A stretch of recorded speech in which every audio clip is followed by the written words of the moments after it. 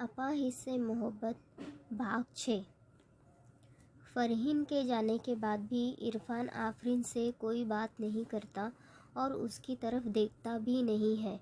इस पर आफरीन इरफान से कहती है, मैं कब से देख रही हूँ कि आप मुझसे कुछ नाराज़ से हैं, मुझसे बात भी नहीं कर रहे हैं, मेरी तरफ देख तक नहीं रहे हैं।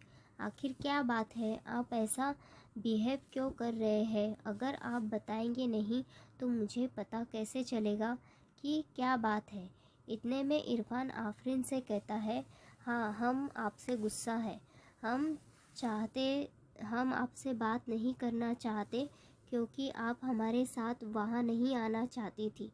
फिर भी आपने हमसे हाँ बोला और अम्मी लोगों ने पूछा तो आपने नहीं में जवाब दिया। अगर आप हमारे साथ वहाँ नहीं आना चाहती थी तो आप हमसे साफ साफ कह देती, हम आपको फोर्स नहीं करते।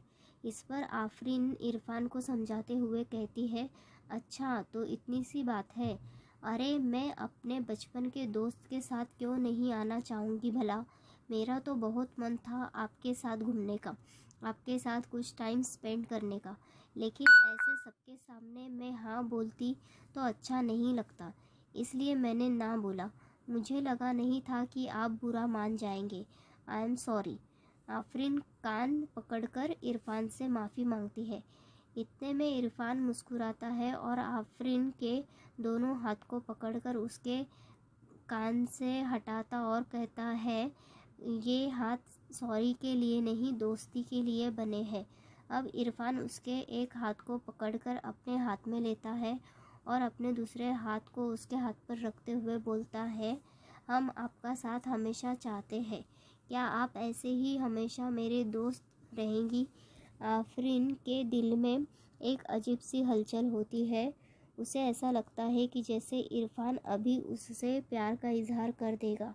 फिर अपनी फीलिंग्स पर काबू पाते हुए आफरीन कहती है, दोस्ती तो मेरे खून में है, मैं हमेशा आपकी दोस्त रहूँगी क्योंकि मैं भी आपका साथ हमेशा चाहती हूँ।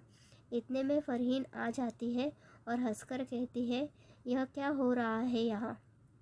इरफान और आफरीन चौंक जाते हैं और एक दूसरे का हाथ छोड़ देते हैं। फिर शर्माकर और चौंक कर कहते हैं, कुछ तो नहीं। इरफान बात को काटते हुए कहता है, चलो फ़रहीन, आगे नदी है, हम आपको नाव की सैर कराते हैं। अब सब लोग आगे नदी की तरफ बढ़ते हैं। इरफान, आफरीन और फ़रहीन तीनों नाव पर बैठ जाते हैं। इमरान और आफरीन एक दूसरे को देखकर चोरी भरी नज़रों से मुस्कुराते हैं। चोरी चारों तरफ पानी ही पानी। शाम के वक्त ठंडी ठंडी हवाएं उस माहौल को और रोमांटिक बना रही थी। उन दोनों के मन में कुछ इस तरह का गाना बज रहा था। अब आफरीन और इरफान की व्हाट्सएप पर खूब बातें होने लगी थी। आफरीन रोज़ रात में बालकनी के पास आकर इरफान को देख देख कर बातें करती थी। इरफान भी नीचे आंगन में बैठकर अपने मोबाइल से ऊपर आफरीन को देखते हुए चैटिंग करता था। 2 दिन गुजर जाते हैं और आज भाई की शादी रहती है। चारों तरफ खुशी का माहौल रहता है। आफरीन आज ब्लू कलर का लहंगा पहने, हाथों में चूड़ियाँ, खुले हुए बाल में बहुत खूबसूरत लग रही थी। इरफान भी कोट पैंट पर टाई लगाए हुए स्मार्ट लग रहा था। आफरीन सीढ़ियों से नीचे उतरती है तो इमरान की नज़रें उसे देखती ही रहती है। इरफान अपनी नज़रें आफरीन से हटा ही नहीं पाता। आफरीन भी इरफान की तरफ देखकर शर्माती है और हल्के से मुस्कुराती है। भाई की शादी का फंक्शन ख़त्म हो जाता है। रात होती है और इरफान रोज़ की तरह आज भी आफरीन को मैसेज करता है, आज आप बहुत खूबसूरत लग रही थी, चांद तारे भी आज आपके सामने फीके लग रहे थे। आफरीन इरफान की बातों से खुश होती है और शुक्रिया बोलती है। फिर कहती है, आप भी कोट पैंट में कुछ कम हैंडसम नहीं लग रहे थे। इरफान भी अपनी तारीफ सुनकर मुस्कुराता है।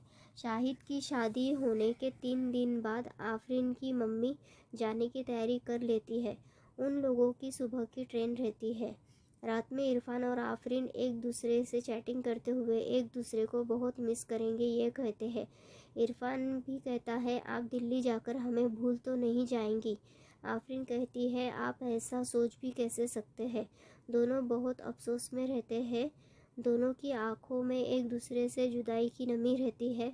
दूसरे दिन इरफान उन लोगों को रेलवे स्टेशन छोड़ने जाता है। ट्रेन के छूटते ही इमरान आफरीन को और आफरीन इरफान को नम आंखों से देखते हैं। ट्रेन चली जाती है और वो दोनों एक दूसरे की तरफ देखते ही रहते हैं।